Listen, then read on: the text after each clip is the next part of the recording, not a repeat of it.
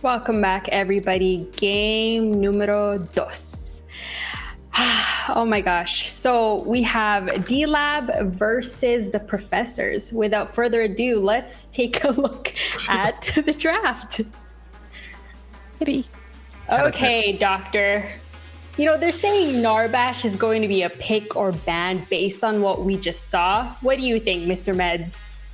Well, we all know that Crazy Fool loves to play the Narbash. And after what we just saw from Toasty in that last game, I think it could be a potential ban. We've seen Professors go with the phase ban pretty much every single game that we've seen them today. It could be that they drop that phase ban in place for a Narbash. That brings up some pretty spicy picks with that phase. So it will definitely be interesting. But we do see the Decker ban. Okay, that's pretty standard, pretty safe ban. She offers a lot of the CC, a lot of that zone control. So I think that's a pretty good ban. Yeah, I don't think Professor's going to change their game plan. I honestly don't feel like the Narbash is like the game-changing thing. The reason why they lost last game, I feel like it was their own demise, so to speak. Focusing too much on the Greystone, which obviously had ultimate, and they just put too many resources into it, and it just kind of didn't work out. Deck, obviously, as you said, traditional ban, and obviously the phase is traditional ban. I can see Crazy Fool maybe prioritizing the Narbash. As you said, it's a very strong character for him, but I don't really feel like it will be a revolutionary pick for them that will make them win the games suddenly. I feel like they just need to just calm down, get their lanes ahead like they did last game, and just try and snowball it and just not focus all their resources in the wrong areas. And then we see the Sevrog pick from Data Lake and the boys. Obviously, we saw Professors try and take the Grux into it, and it worked relatively well in the last series. So we're probably going to be seeing that again. But obviously, we never know with these teams what they're going to pull out. Hey, give me Grux. Give me Grux. Give me Grux. Yes, let's do it. No, I'd love to see the Grux come in here. Gideon, Twin Blast, the next two picks for Professors. We saw Appy Picker play that Gideon to great success last game. And we also saw Lakener play that Twin Blast with a lot of great success going that 7-0. So I think these are two really strong priority picks for either one of these teams. You know, we've seen the strength throughout the day. And two really safe picks that, are really good at pushing their lanes and getting advantages. Yeah, as you said with the Gideon, I think Appy Picker probably showcased probably the best Gideon of today. Just my personal opinion, and taking that away from him obviously has two benefits to that, because the Howitzer last game wasn't really looking too hot. Finesse got caught out quite a lot, tunnel visioning on the wave, and obviously the Gideon just allows him to, if he does find himself in a situation, to just E away and escape. And then we see the Belica and the Howitzer return. Is this like a I'll show you how it's done type thing, or what's going on here? I mean, again, as I said before, Artillery Mage, I think he's not as strong as he used to be, but obviously he still has his strengths, and obviously the Belica can be a flex pick. But it's probably going to be support, because Howitzer is definitely going mid. Where's the gadget, Cynic? We've seen it all throughout the day today, but now we're seeing Howie be the prime pickup. I don't really get it. We did see, like you were saying before, we did see the Howie get picked off a lot of times, and it doesn't really keep up with the Gideon in terms of that big team fight ultimates. So I'm a little confused here. We do see the Fang Mao come in. This was a big priority pick for Lobber in scrims, so this could be a little bit of a takeaway. And it's also really good in the Severog. Yeah, do you think the Fang Mao is going to play offlane, or do you think it will take jungle? I think it's going to be the offlane. I'm a really big supporter of Fang Mao offlane. So I like it into the Severog. I think you're right. It's definitely a flex pick. It could go into the jungle, but it's really all up to what Nitro wants to play. And Professor's back with the counter spam. We need to ask these guys about this, because I don't understand it, because I'm just like, no one's playing it. The only team who's played it is Professors, and they didn't get like the win they wanted with it. So I'm just like, I need to ask. I need answers. Yeah. Oh, and look at that. We do see a phase 2 Narbash ban. We were talking about him a lot. I think that this is a really good ban coming out of the Professors, and I think Lieutenant Bellica usually is pretty good into it. But, you know, if we're seeing that Lieutenant Bellica, you know, be that primary engage tool for Dirty Lake and the boys, you know, that Narbash kind of is at, you know, wall to prohibit that. Yeah, he also supplements like a very squishy orientated comp. So if professors do continue along this line of having like relatively squishy characters, then obviously the Narbash can supplement that during team fights to keep them up in the midst of battle. But yeah, I take the Chimera obviously taken away. Very good jungle. Keep up the tempo and try and get to some power ganks in the obviously Feng Mao and Chimera can create a lot of chaos if you get ahead. Kind of snowball this game out of potential of Dirty Lake and the boys. I'm kind of interested to see what Dirty Lake and the boys take if they put the Sevarog in a jungle. They take Revenant, they take Greystone. So I think this is probably going to be Sevarog jungle.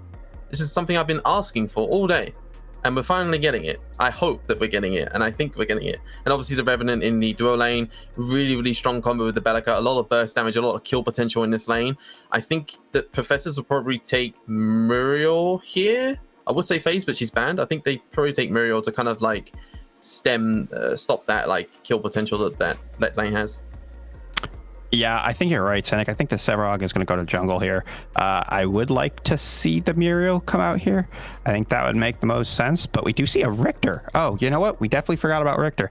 I think that, you know, the hook coming out, and we do have a lot of flex picks here, honestly, but I do think that this Richter is going to go in that support role. It is going to be matched up with that Twin Blast.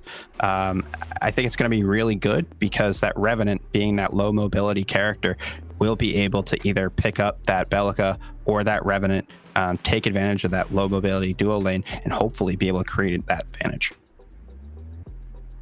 All right. Well, looking at the draft, Cynic, I'll start with you. Who do you think wins? It depends on how much value this Howitzer gets. If it goes to kind of like the game state as it did last game, I think that Professors kind of just win this just with the Gideon and the combinations that they have with the Richter alongside it. But I'm favoring Dirty Lake and the boys draft this time. Dirty Lake in the boys draft this time. Okay. And Mr. Ments? I gotta go with Professors on this one. I think that this one is a lot better of a draft for them.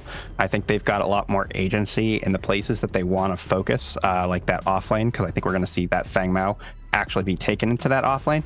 So I think that we're going to see a lot of focus and a lot of really big, you know, 1v1, 2v1 plays coming out of Islands here. Yeah, and I wish I could just ask them, hey, why did you ban the Countess? All right, so game number 2, Lance and F6. Take it away.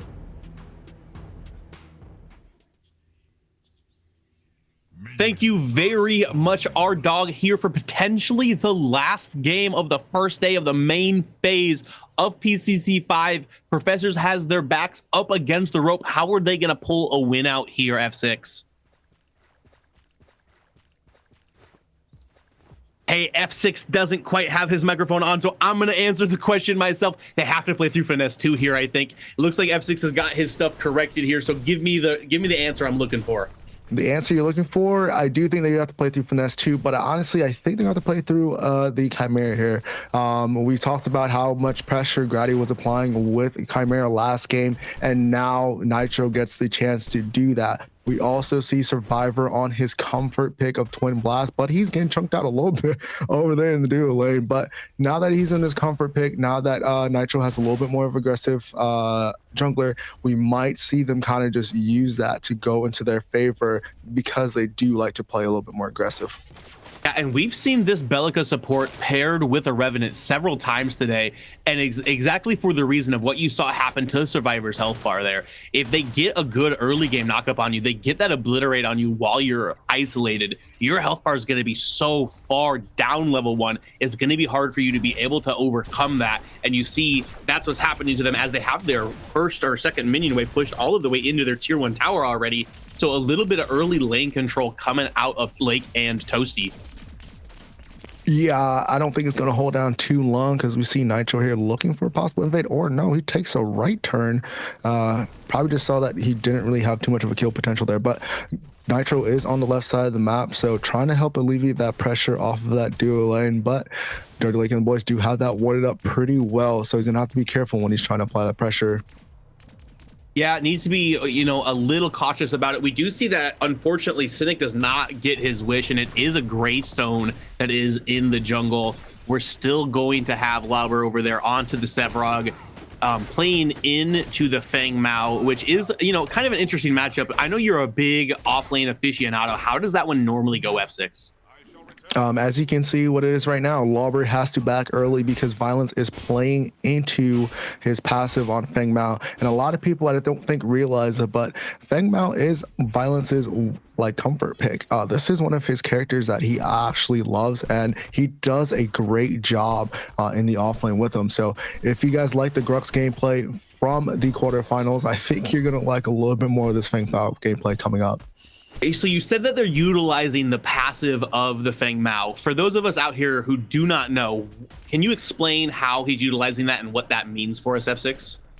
So essentially, he's applying the damage with either his auto or his ability before it procs, because once he does that, then it falls off, and then you can do it again. It's kind of like a weird little passive, but you're able to get a burst of damage throughout your abilities if played through it incorrectly. Perfect. And that's gonna, I believe it affects max health, is that correct? Which is not going to be fantastic for the Sevrog, especially in the early game. Correct. Right. So you see the, you know, the early little advantage. How many times have we seen Violence play these champions that just want to fight in skirmish and get in your face during the lane to so much success? The Feng Mao is not that much different in the Grux in those regards. And we saw how well he played in his quarterfinal matchup here. Grady getting a nice little invade here, trying to take the 2 camp away, but he does need to be a little bit careful. This is a 2v2. It looks like he was able to hunt the big camp of the 2 away. So a little bit of an XP lead going over towards Grady on that beautiful green Dragonborn Greystone skin. Yeah, what you see there is just a very high IQ play coming in from a very experienced jungler, understanding he needs to put a little bit of pressure on top of Nitro here, playing that Chimera, and he knows he has to smite up. He's like, hey, I'll get another level and being able to get into this fight and be able to escape this fight and just be a little bit more stronger going in. But as you see Nitro here doing a counter jungle, be like, hey, you want to take my big minion? I'm going to just go take your 3 camp. So they're playing very aggressive with each other, and I think it's going to come down to who can get the first blood coming out of this pressure, especially now that Nitro's over in this duo lane with Lauber looking a little bit less help. For sure. That invade from Grady also did reward both of the 5-minute mark river buffs to the side of D-Lab as well. So a tiny, we talked about it in the match I casted with Crashy, but a little bit of that ball starting to roll down the hill, making itself into a giant snowball big enough to crash into a car and knock it out into the street. And that's what D-Lab's trying to do. They're trying to gain a bunch of momentum, go into the finals tomorrow against Even Worth Timing with a lot of confidence, know that they had an easy path there. Only 4 games today. If they're able to complete this out, that's pretty light work, and they're going to be feeling good about it tomorrow. They will be, but they're going to have to be careful with Crazy Fool on that Richter over there. Revenant and Bellica are there, but they do not have too much of an escape other than their blink. So if Richter is able to get a hook off in that dual lane, apply that pressure, especially with Nitro over there with the Chimera, they're going to be able to pick up a kill or 2 and kind of apply that pressure throughout. And we've seen Crazy Fool. There it lands. Gonna hit him with the silence as well. Lakeinator is going to come back. The silence has launched off of him as the obliterate does come out. Still staying at that max auto attack range, getting a couple down into it. The grenade is going to lob down into Lakeinator there from Survivor, but not a whole lot of early game damage coming out of the Twin Blast just yet. So it's just going to be a wash, but a real nice hook with some potential in it there from Crazy Fool. Yeah, and that's what we are just talking about there, Lance. And once he lands that hook, the amount of damage output, one coming in from that hook, one of the highest damage coming out of a support in the game, and the follow-up with the Twin Blast damage is just unreal. And we saw Revenant health go from 100 to about 10% there, and he's looking like he's being Grady aggressive. found him. Uh-oh, Grady needs to be careful as he walks into two people sitting up on his stairs to the top rope there. Probably didn't expect to see them as he had the same idea as they did of getting a little bit of a perch. Make It Rain is going to come down, but the health bars are still intact. Other than Crazy Fool, Subjugate is going to land onto one of them. Colossal Blow is going to get him back to Finesse 2 is going to have to take the portal up. Going to open a black hole, but everyone's going to be out of it as he was pretty high up into the sky. Health bars now starting to fall for the side of D-Lab, but it isn't going to be enough for anybody to fall, and we still don't have a first blood 7 minutes and 50 seconds into this game. Yeah, that's a pretty smart play coming out of Finesse 2. They're understanding that, hey, even if I do just torn space out of here, they're just going to follow me. And he torn space all the way up in the air and just keeping himself with violence back in to try and poke out Appy Picker, trying to get him in the threshold so he can ult him, but unable to do so as the big rock misses. And they're going to have to take a little reset here and go back into the slating phase. Yeah, Appy doing what he can to clear that wave out as well, making sure he's not going to lose any to his entire, actually going to push it into Appy Picker, who's going to cancel his back to catch them as well. A little bit more fighting going on in the off lane, but as we've seen so many times today, that Fang Mao is so slippery and so easy to get away. He's got the movement speed in his Q. He's got the Reaping Dash, which is about the same length as a Blink on like a 12-second cooldown early. It's so hard to lock him down unless you get that Subjugate to land. Yeah, nice little zoning coming out of Survivor and Crazy Fool here. They can't step up too much. They don't want another hook to happen and put them in a bad position. So going to have the upper hand over here with Survivor and Crazy Fool. Siege Minion is going to come up to it as well. And we're going to see how they can apply this pressure as we see Crazy Fool trying to roam for either a ward or to apply a little bit more pressure. Watch out for the River Richter.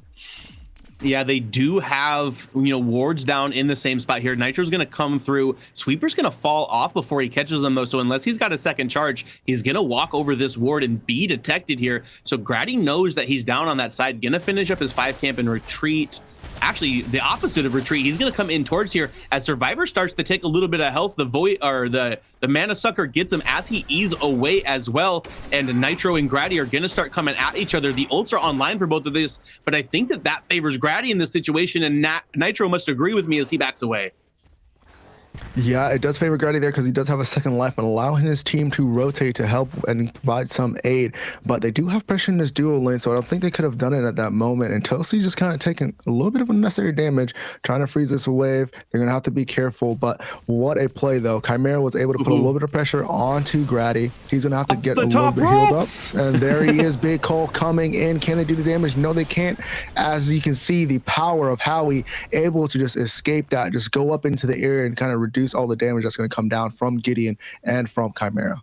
Yeah, a pretty safe spot for a howitzer to be, especially after the ambush had already been used at a Nitro. Not able to walk back up on top of him there. Even if he wouldn't have been able to end it as the Cole had been taken too. And you see Lobber doing a little bit of invading here.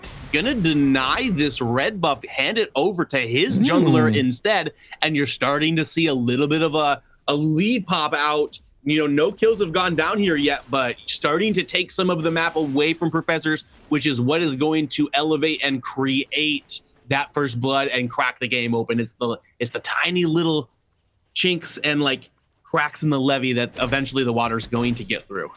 He's also stealing the 2 camp as well. Grady just doing a phenomenal job of just being where he needs to be, taking away from Nitro to apply that pressure, not just like in a fighting sense, but just in a overall micro sense of just say, hey, this is my red buff. Hey, this is my 2 camp. Now you're a little bit more behind. As Crazy Fool Survivor looking for something, but Red's able to get the back off here. But we're going to have to see Nitro here on the Chimera try and be a little bit more aggressive with his team because we still have at 11 minutes, not a one Fangtooth or a mini prime in sight. Right. So, you mean with that, everybody's gold is behind, naturally where it would be if there had been a couple of fights as you're used to seeing at this stage in the game. So some people got the tier 1 items finished. Some people are just getting close to finishing theirs right now, but not a massive power spike out of any of our people here. And once again, Appy Picker is going to get ganked, but he's able to keep himself safe with the boop. And that's really all it takes. It's very, very difficult to gank that howitzer, especially if you don't have some sort of hard CC to hold him in place, and neither Twin Blast or Gideon really provide that. Yeah, I think they're just looking for a little bit of pressure because they go straight over to the Fangtooth here, trying to pull that Crazy Fool, staying in lane just to try and keep the attention of the duo. But Grady, I think, senses it and coming on over to take a peek, and that's going to create an alarm for the entire Dirty Lake and the boys to come over.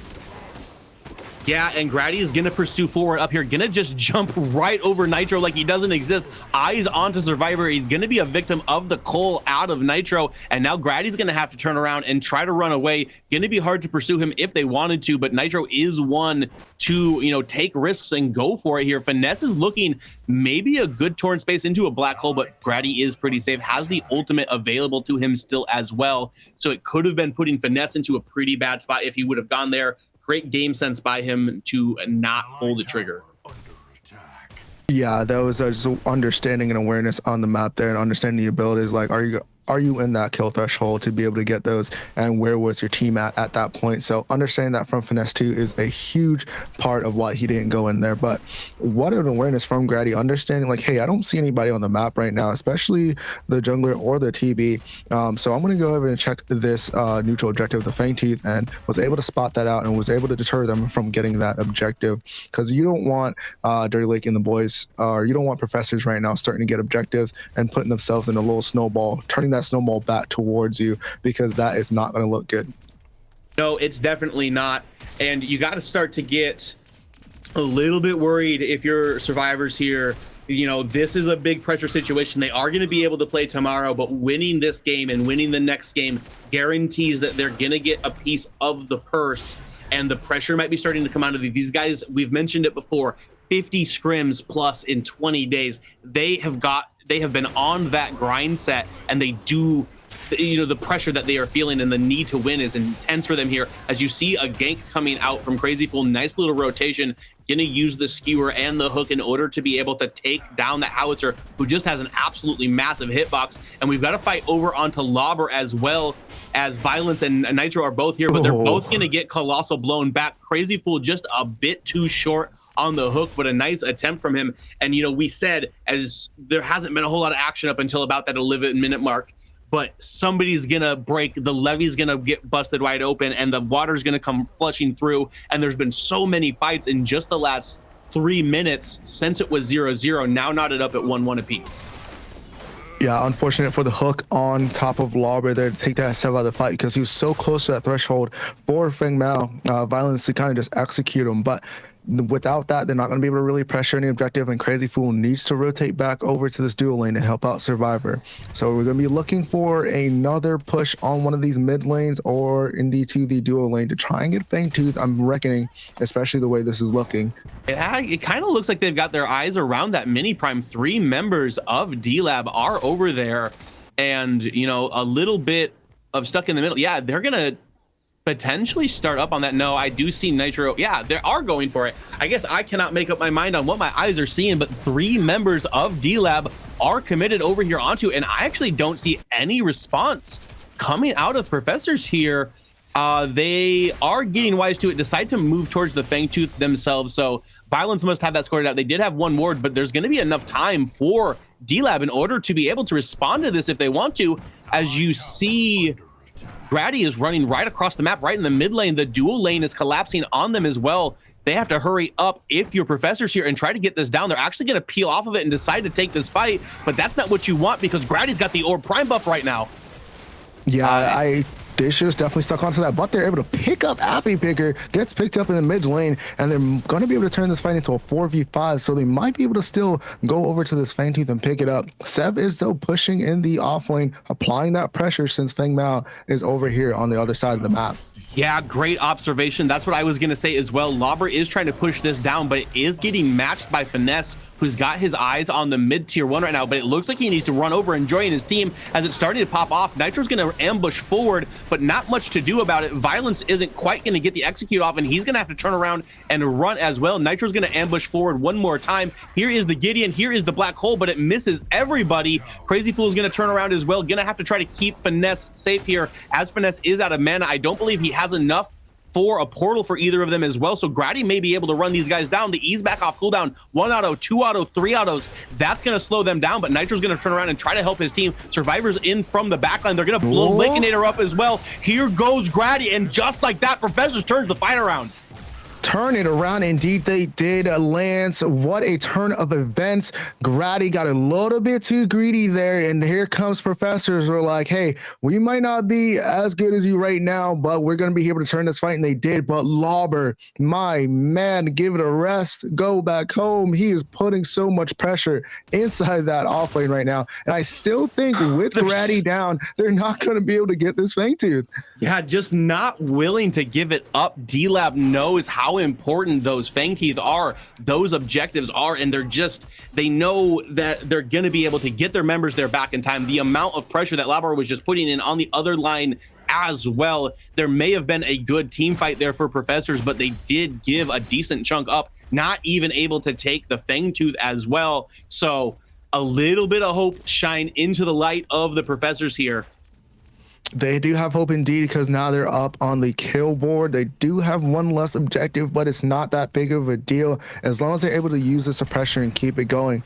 We do see Twin Blast building into a standard on-hit build here. It's going to be able to kind of tear through Lauber and the Greystone a little bit later on in the game, so they're going to have to watch out. So if they're able to keep Survivor alive in these team fights, have that peel for him, I think he's going to be able to turn the fight, and he's going to be the one to be watching. F6, can you tell me about the Sanctification that is being ran on this Richter here? He's got the shielding crest on the support. Typically, we see Richters going for Riftwalkers, different ways to chain that CC. Can you explain the reasoning behind Sanctification? Because I do think that it is still a very viable and good pickup for Crest on a Richter support. Yeah, we see them being a little bit aggressive, and a look hands over towards Toasty. Are they going to be able to pick a big skewer? Comes out as well. Ball comes out from TV. He's going to be able to secure the kill. 1 HP. The grenade from comes way in, knocks him out. downtown. But he's inside the nether realm. Is he going to be able to take him out here? I don't think so. Richter's looking for a hook. But as we see on the replay, the hook comes out, the skewer comes out. There comes the call, then the big TV ult, and the grenade from downtown secures that kill to put the Professors in an advantage over on that dual lane. Yeah, Survivor looking like Steph Curry from the 4-point range, way downtown. Violence needs to be careful, as well as he's going to get Colossal blown straight back into Grady, but such a quick and slippery champion, as we've mentioned several times already this game, able to just take that Reaping Dash, jump right back into the safety of his tier 2 tower, and the chase is off for D-Lab in that situation. Yeah, and then we see that pressure that they got over in the dual lane. They're able to pick up the first Fangtooth of the game. So look out, Professors. You guys are doing well right now. Just keep that pressure up, and I think you guys will be able to make this a 3-game series. But for Dirty Lake and the boys, you guys have to come back, kind of get back to your grouping stage. Maybe, Grady, maybe put your S key back on and kind of back up a little bit, because there's a couple of situations where you could have made yourself kind of keep that lead that you guys had, and you kind of just got a little bit too greedy. Put it in reverse, Grady. Yeah, you gotta be careful here, especially you don't want to get obviously in any game, it sounds kind of dumb to say, oh, you don't want to get too far behind, but we've seen that Chimera's impact throughout the entirety of PCC 5. All of the damage he did in groups, all of the damage he did in seeding.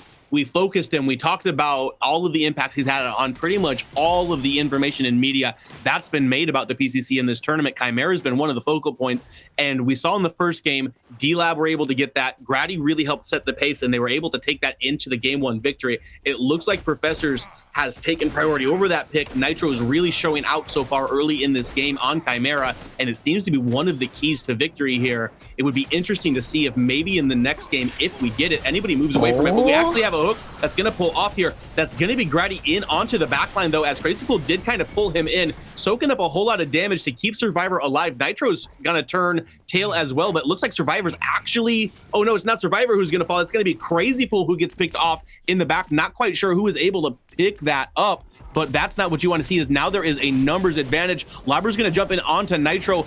The Subjugate is going to land. The Colossal Blow is going to land back into the rest of the boys of Dirty Lake, and now they are going to pressure this tier 1 tower, try to get that first or the second tower of the game to fall already. Yeah, they almost were able to pull it off here. We see Violence kind of split pushing, trying to match that energy that Lauber had earlier when he was rotating for Violence, but they're going to be able to get a little bit of gold back into their pockets, even though losing Crazy Fool. But they almost had that pick on Professor's side. Big hook coming in, and then everything kind of goes downhill. How he ults, able to get away from everything that was going on, and then Grady was just able to just kind of tank there, and with his secondary life that he has in his kit, was unafraid and was being able to peel for his team and kind of put Crazy Fool in a bad position. Yeah, but if you're the Professors, losing your support for a tier 1 tower in the off lane is #worth in all chat. There's really not that big of a deal about your Richter falling down. He's your support. He's there to soak damage and die, but tier 1 towers give gold, you know, especially 400 local gold directly into that Fangmouse pocket, scaling towards this late game where he's going to be able to jump that rev. He's going to be able to jump that howitzer, push E, hit one auto attack, push Q, hit another auto attack, maybe E again, or start resetting, popping off. Execution coming out of Violence potentially later in this game. It's starting to get a little scary. I'm not too afraid just because there's that Sev still sticking around, and Toasty's doing a really good job peeling. Unfortunate whenever he does get hooked though, because that peel kind of goes away. So we're gonna have to see from Sev rotating into these fights a little bit more, because we can see what he does. He kind of just helps peel for the backline and kind of just becomes a big old shield, especially he wants to be the one taking those hooks. So if they're able to have that Sev rotate, kind of rotate with Violence and not give them the lead on Professors like they're doing right now, looking towards the red side jungle here, Lance. Yeah, and Grady, you know, needs to be careful. He is going to get hooked. The silence is going to go down, so he can't immediately answer with an ult, but still has a lot of his health bar left.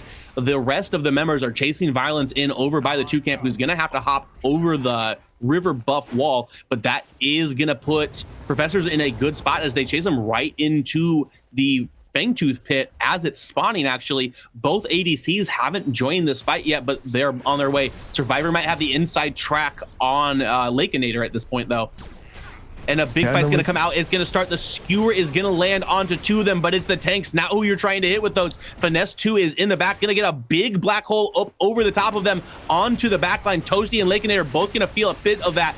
Abby Picker's gonna go down as well. Grady's gonna fall. Nitro's health bar is very low. Survivor's firing bullets in from the backline. Nitro's gonna be able to escape around through the back.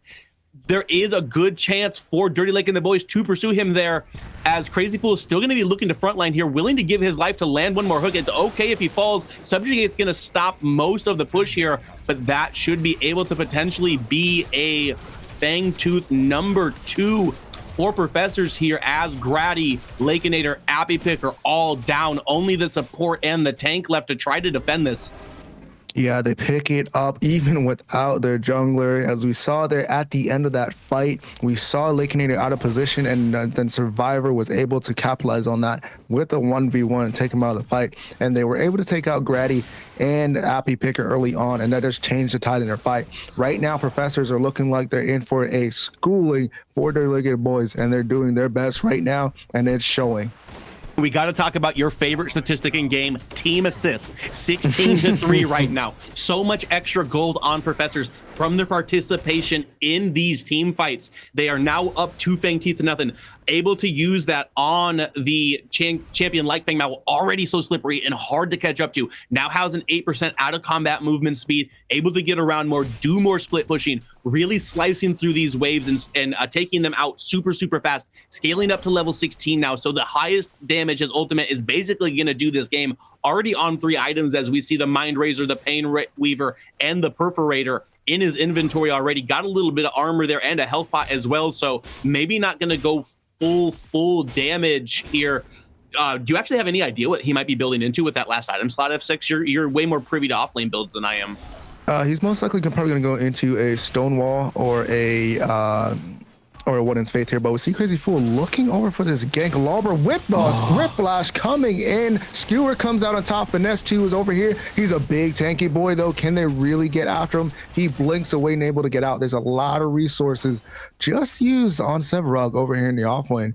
But like we were talking about, it's probably a Stonewall to kind of get that passive to stop any damage when he's low health, to have him be able to escape. Survivor, you got to be careful here. They're gonna pursue in onto him. There's no tier 1 tower for him to fall back to. Crazy Fool is here to try to keep him safe. The Subjugate is gonna miss. That should be able to get Survivor out.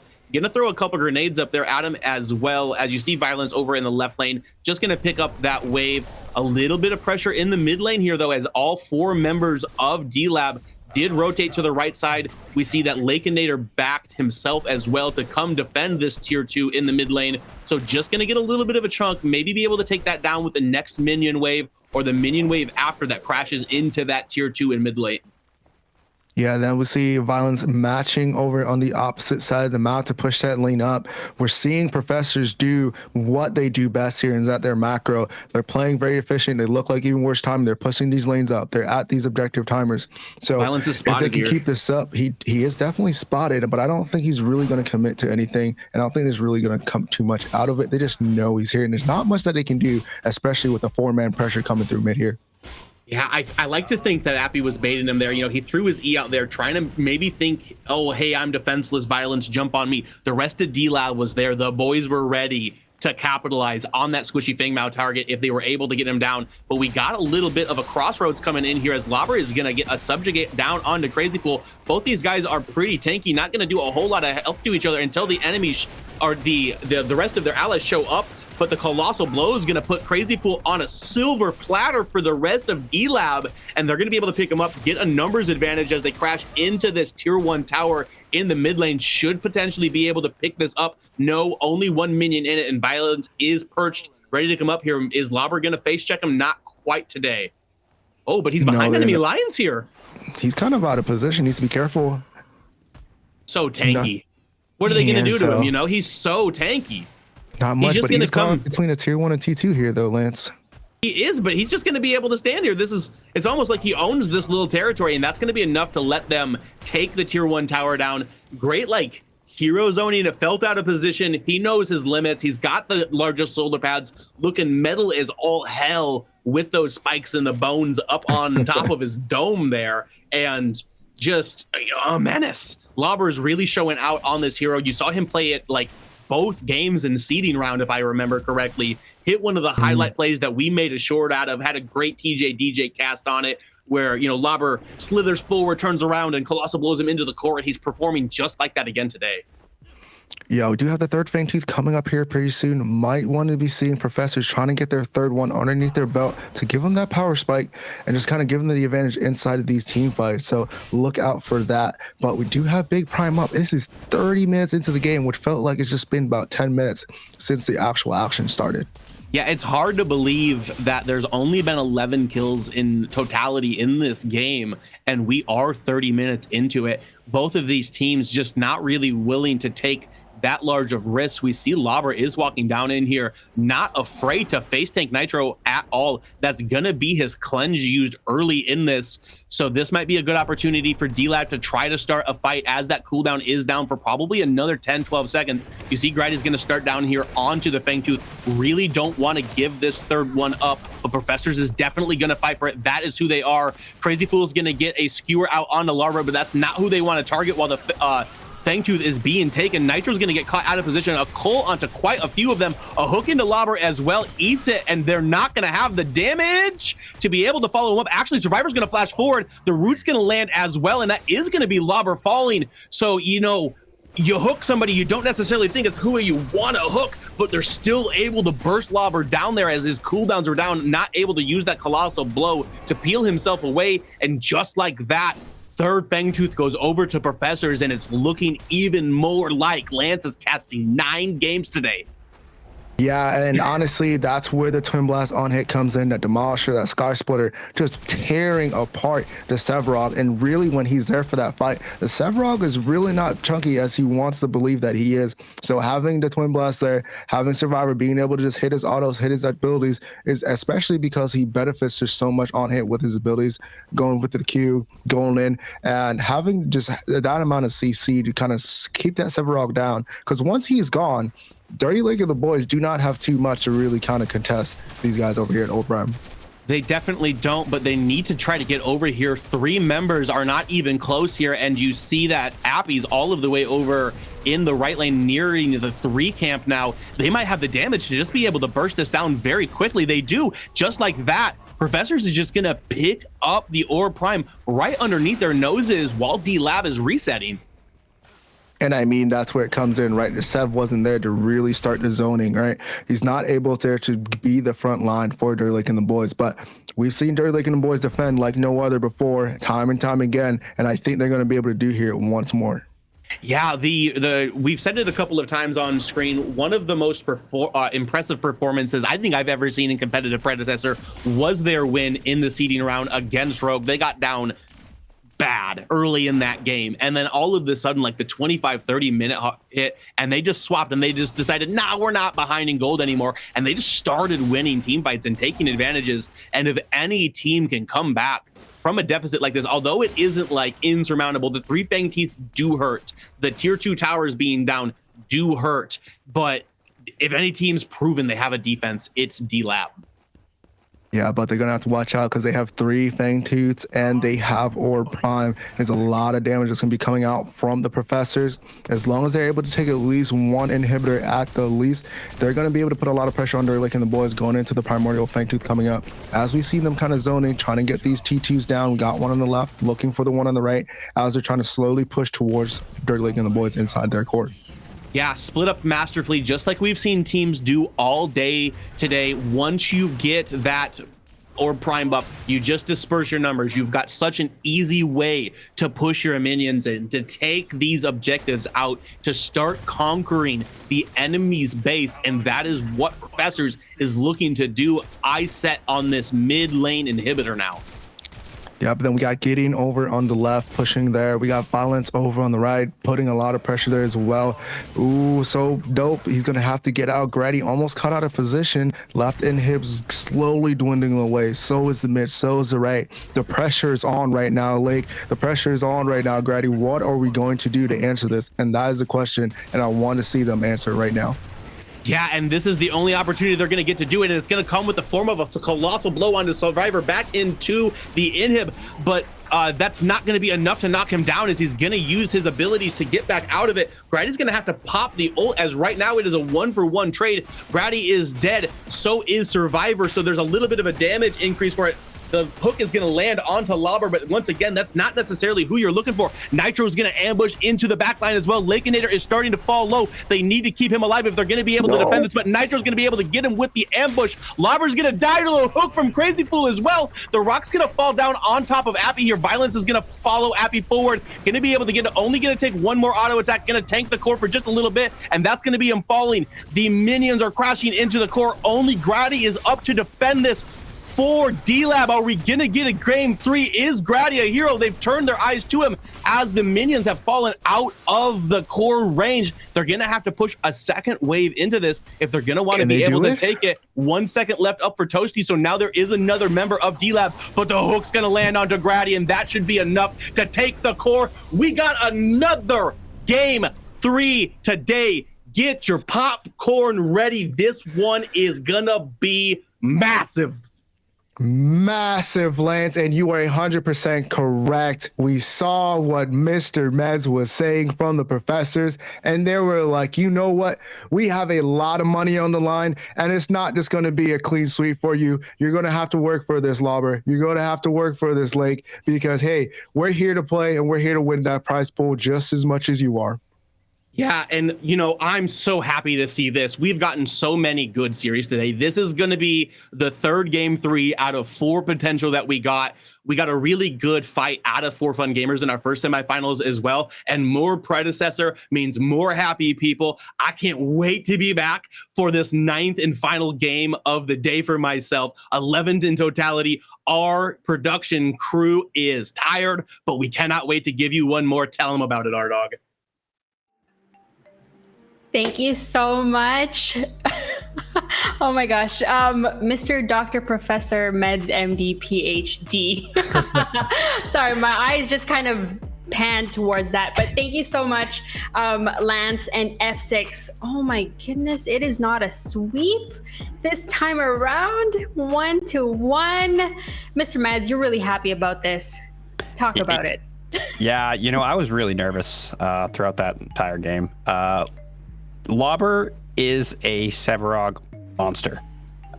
We did see that he was getting those full stacks right around that 20-minute mark, maybe a little bit before, which is actually insane. We did see him pushing down that tier 1 and trying to get to that tier 2. I believe he did get that, kind of uncontested in his split push, and he was able to get those massive stacks. So he kind of started to take over that game. I think it was actually a really smart move by Survivor going the on-hit build today in this game, because we do see a lot of people playing that TB as that pen build, which is, that press R delete key.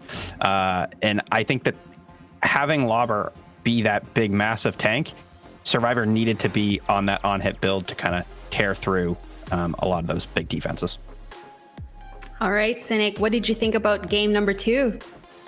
It was relatively quiet for like the first 10 minutes, and then it just kind of exploded. Like Lobo was like getting super far ahead on the Sevarog because of the roaming from Violence to try and impact the map elsewhere. And then once it kind of got to teamfight territory, there was Ratty and Lobo were kind of like creating a lot of space. The problem was their backline was getting completely decimated by how far ahead Violence had gotten, just purely based off the Chimera as well pressure. That it was kind of a very disconnected teamfight orientated situation where the Howitz is not doing anything, the Revenant isn't doing anything, and Bellica's like, help. So it's like there really wasn't much that D-Lab could really do other than kind of switch up what was happening in terms of let Grady be the backline and create the chaos because of the ultimate. I didn't see what crest he had, but if he had Phoenix, and obviously use Phoenix, and then let Lauber be the front line and play front to back. They just didn't have the damage. So ultimately, Professors just win purely just off the fact that D-Lab ran out of steam. They didn't get ahead. The Howitz honestly did nothing this game, but apart from obviously saving himself a lot in the early game map, he did very well absorbing the pressure from Professors. Congratulations, the Professors, for taking game number 2. Do not go anywhere, you guys. We're going to go into game number 3 here shortly after this break. Grab your favorite chips, grab some popcorn, maybe some candy. We'll be right back.